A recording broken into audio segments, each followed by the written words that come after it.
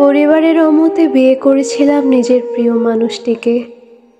অনেক বাধা পেরিয়ে অনেক মানুষের অনেক কথা শুনতে হয়েছে আমার। ফ্যামিলির কাছে অনেক অপমানিত হতে হয়েছিল আমার। তারপরও প্রিয় মানুষটার হাত ছেড়ে দেই নাই।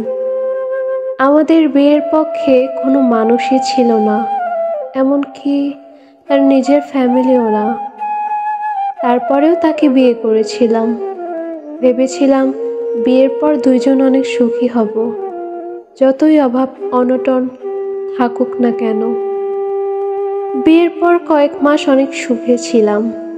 সে আমার অনেক কেয়ার করত, অনেক ভালোবাসত, যা বলার মতো না।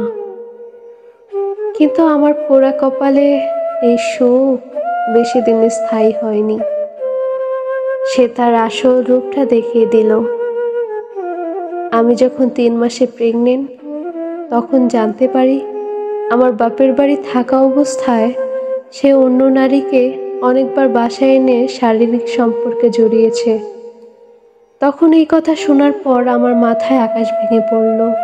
তাকে জিজ্ঞেস করলে সে এটা অস্বীকার করে বারবার। বিষয়টা আমি কাউকে জানাইনি।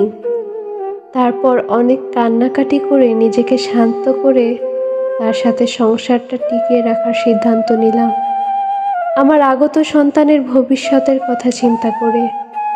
কারণ আমি খুব অসহায় নারী একজন।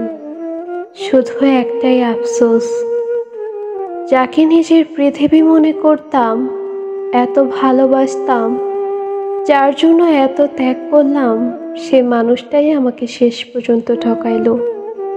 কোনো কিছুর কমতি তো ছিল না আমার।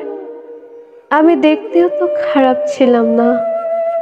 তাহলে কেন সে ওই মেয়ের সাথে শারীরিক সম্পর্ক করলো?